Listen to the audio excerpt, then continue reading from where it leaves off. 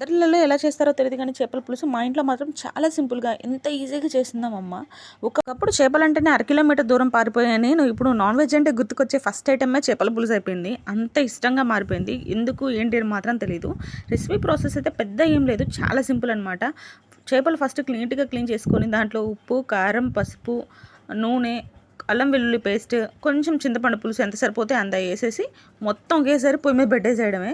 అది కొంచెం ఉడికిన తర్వాత దాంట్లోకి వేసుకునే మసాలా పౌడర్ ఉంటుంది కదా, అది కొంచెం వేసేసుకొని దింపేసుకోవడమే అనమాట. చెప్పడానికి చాలా సింపుల్గా ఉంటుంది కానీ చేసే ప్రాసెస్ మాత్రం ఈజీగా ఉంటుంది, కానీ కొంచెం కష్టము. ఎందుకంటే గంట పెట్టకూడదు, ముక్క విరగకూడదు, అంత నీట్గా వస్తుందన్నమాట చేపల పులుసు. అది చేయాలంటే మాత్రం మన వల్ల కాదులేండి, అది కొంచెం ప్రోస్ వల్లే అవుతుంది, మనం ప్రో కాదు. కానీ ఈ చేపల పులుసు నేను ఇంట్లో చేసింది తప్ప బయట చేసింది అస్సలు తినలేను. అలా నాలా ఎవరైనా ఉన్నారా? నేను తినకపోవడానికంటే ఒక రీజన్ ఉంది. మా పెళ్ళైన కొత్తలో భోజనానికి పిలిచారు కదా అని చెప్పి వెళ్ళాము. వెళ్ళిన తర్వాత అక్కడ వాళ్ళు మా కోసం చేపల పులుసు ప్రిపేర్ చేశారు.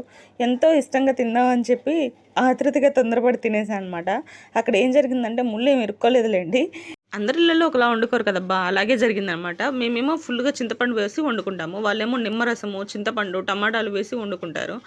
అలాగే ఏం జరిగిందంటే చింతపండు తక్కువ క్వాంటిటీ వేస్తారు, అల్సర్ వస్తుందంట ఎక్కువ చింతపండు వాడితే.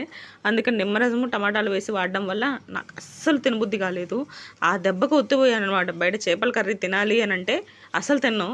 మనకి ఎప్పుడైనా ఫుడ్ వాల్యూ ఎప్పుడు తెలుస్తుంది అని అంటే, బతిన్నాడి వద్దన్న పెట్టేవాళ్ళు ఉన్నప్పుడు దాని వాల్యూ తెలియదు. మనం తినాలి అనుకున్నప్పుడు అసలు దొరకకుండా ఉంటుంది చూడు, దానికంటే వరస్ట్గా ఉండే రెసిపీస్ కానీ తినాల్సి వస్తుంది చూడు, అప్పుడు తెలుస్తుంది అనమాట.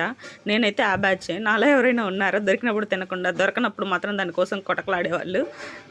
ఈ చేపల పులుసు ఇంకా రెడీ అయిపోయిందనమాట. దీన్ని సంగట్లో వేసుకొని ఆ పులుసులో ముద్ద అలా పెట్టుకొని తింటుంటే ఉంటుందబ్బా, హైలైట్. ఈ కాంబినేషన్ ఎప్పుడైనా ఒక్కసారి ట్రై చేయకపోతే ఒక్కసారి ట్రై చేయండి, పక్కా అదిరిపోతుంది.